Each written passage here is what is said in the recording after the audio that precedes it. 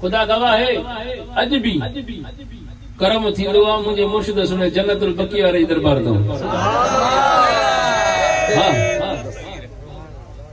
तारीख़ जे लाइ अर्ज़ कंदा हूं करम थी वेंदो आहे इनायत थींदी आहे पोइ चौथो साल जेका यारी शरीफ़ न कईसीं वाज़े तौर मुर्शिद जेको आहे त इजाज़त ॾिनी यारी शरीफ़ कयो मूंखे हुकुम फरमायो अथव हाणे बरसात थींदी आहे यारी शरीफ़ जेको आहे त बरसात इहा बंदि न थींदी मां सईद रियाज़ साईं शाह खे अर्ज़ु कयो साईं महिरबानी करे ॿुधायो त साईं जेको आहे त मूं चओ मुर्शिद करीम न फरमायो पाण फरमायो त बरसात जेका आहे उहा रहमत आहे बाक़ी मां नथो चवां त प्रोग्राम कर या न कर इहो चवां थो त बरसात रहमत आहे वरी मूंखे हुकुम थियो वरी ॿियो दफ़ो मूं हिकिड़े बुज़ुर्ग खे अर्ज़ु कयो साईं हे मसइलो आहे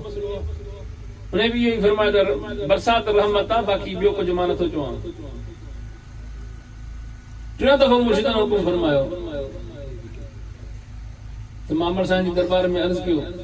अमर साईं फरमायो त हाणे पाण में ॿाहिरां मशवरो कयो जेको आहे त मनो थिए थी त न कयो वरी जीअं अमर साईं खे हिकु दफ़ो अर्ज़ु करे वरी मां ॿिए ॾींहं ते आयुमि त साईं वेठो अमर साईं जे दरबार में तव्हां जेको आहे त मसइलो आहे थोरो अहसान फरमायो दुआ बि घुरो एतिरे में साईं जिलानी बादशाह बि आया साईं जिलानी बादशाह फरमायो त बाबा साईं तव्हांखे छा हुकुम कयो आहे मूंखे हुकुम फरमायो त पाण में मशवरो कयो तव्हांखे छा कमु ॾसियो अथव मां चयो मूंखे कमु इहो ॾसियो अथव त बरसाति थींदी यारी जी तारीख़ जेका आहे त उहा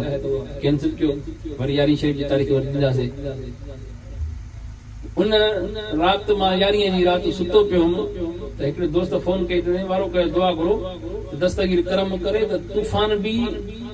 ऐं जेको आहे तूफ़ान बि आहे ऐं गड़ो बि वसे थो असांजे इलाइक़े में पूरे में जेको आहे त गड़ो बि वसियो उहो तारीख़ गवाह आहे उन राति तव्हां तारीख़ खोले ॾिसो उन राति जेका आहे बरसात तूफ़ान गड़ो वसियो आहे मुंहिंजे मुर्शिद अॻु में ॾसे छॾियो त इहो तारीख़ जेको आहे त इहो गड़ो बस थियण वारो न आहे त अॼु बि तव्हांजे इलाइक़े में केतिरनि जूं करणो उन जो आहे त 40 ते हितां ढोर ख़रीद करे पाण यारी जा मोकिलियो छो त मुंहिंजे मुर्शिद सुणे दस्तगीर जे यारी जो कमाल ई निरालो मुंहिंजे मुर्शिद सुणे छो त असां ॼण वारो दस्तगीर आहे वठी ॼण वारो मुर्शिद सुणो जन्नतुल बकीअ वारो आहे ईअं न हथ मथे खणी करे पंहिंजे वठी ॼण वारो जन्नतुल बकी वारो ॼण वारो दस्तगीर आहे हा असांजो इहो ईमान आहे तेरे दस्तगीर ॾे असांजे हथों में रहे मुंहिंजे मुर्शिद सुणे जन्नतुल बकी वारे हिकिड़े खे